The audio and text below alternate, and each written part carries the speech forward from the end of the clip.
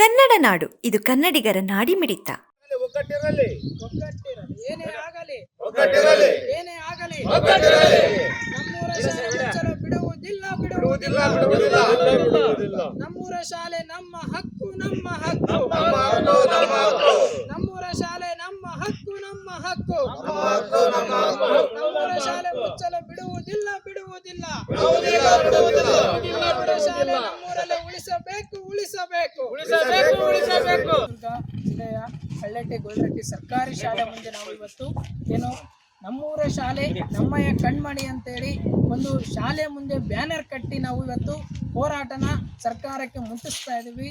ಯಾಕೆಂದ್ರೆ ರಾಜ್ಯ ಸರ್ಕಾರ KPS ಮ್ಯಾಗ್ನೆಟ್ ಹೆಸರಿನಲ್ಲಿ ಇಡೀ ರಾಜ್ಯದಲ್ಲಿ 40,000ಕ್ಕೂ ಹೆಚ್ಚು ಸರ್ಕಾರಿ ಶಾಲೆಗಳನ್ನ ಮುಚ್ಚೋದಕ್ಕೆ ಹುನ್ನಾರ ನಡೆಸಿದರೆ ಕಳೆದ 6 ತಿಂಗಳಿಂದ ಸಾವಿರಾರಕ್ಕೂ ಹೆಚ್ಚು ಹಳ್ಳಿಗಳಲ್ಲಿ ನಮ್ಮೂರ ಸರ್ಕಾರಿ ಶಾಲೆಗಳನ್ನ ಯಾವುದೇ ಕಾರಣಕ್ಕೂ ಮುಚ್ಚಬೇಡಿ ಅಂತ ಹೋರಾಟ ನಡೆಸ್ತಾ ಇದ್ದಾರೆ.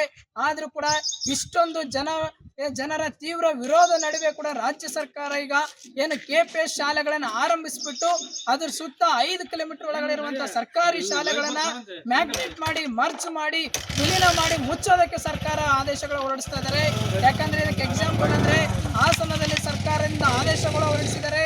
ರಾಮನಗರ ಜಿಲ್ಲೆಯಲ್ಲಿ ಆಗಿರ್ಬೋದು, ಪಾದರಳ್ಳಿ ಮ್ಯಾಗ್ನೆಟ್ ಶಾಲೆಗಳು ಆಗಿರ್ಬೋದು, ನಿನ್ನೆ ತಾನೇ ಏನು ಧಾರವಾಡ ಜಿಲ್ಲೆಯಲ್ಲಿ ಜಿಲ್ಲಾ ಪಂಚಾಯತಿಯಿಂದ ಆದೇಶ ಬಂದಿದೆ.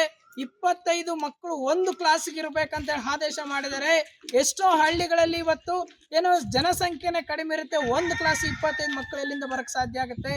ಆದ್ದರಿಂದ ಇವತ್ತು ಸರ್ಕಾರ ಇವತ್ತು ಒಂದೇ ಮಗುವಿದ್ರೆ ಶಾಲೆ ಉಳಿಸ್ತುವಂತೇಳಿ ಶಿಕ್ಷಣ ಮಂತ್ರಿಗಳು ಬರೀ ಭಾಷಣ ಬಿಗಿತಾ ಇದ್ದಾರೆ.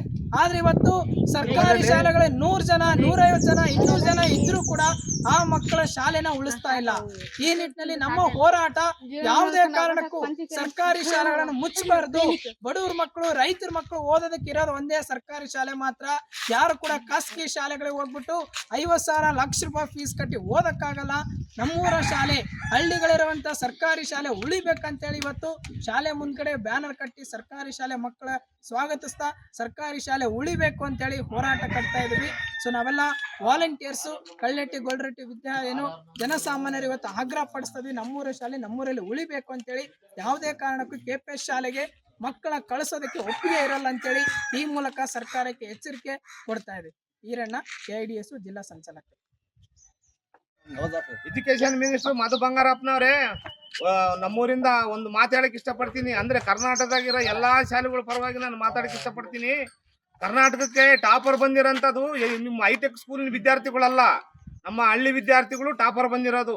ಯಾಕೆ ಹಳ್ಳಿ ವಿದ್ಯಾರ್ಥಿಗಳು ಎಲ್ಲ ಮುಚ್ಚಿ, ಸ್ಕೂಲ್ಗಳನ್ನೆಲ್ಲ ಮುಚ್ಚಿ ನಿಮಗೆ ಹೆಸರು ಬರಲಿಲ್ಲ ಅಂತ ಹೇಳಿ ನೀವು ಸರ್ಕಾರಿ ಹೈಟೆಕ್ ಶಾಲೆಗಳನ್ನೆಲ್ಲ ಮಾಡಿ ನೀವು ದಂಧೆ ಮಾಡೋಕ್ಕೆ, ದುಡ್ಡು ಮಾಡೋಕ್ಕೆ ನೀವುಗೋಸ್ಕರವಾಗಿ ನೀವು ಈ ಥರ ಮಾಡೋದು ಈ ಥರ ಸರಿಯಲ್ಲ.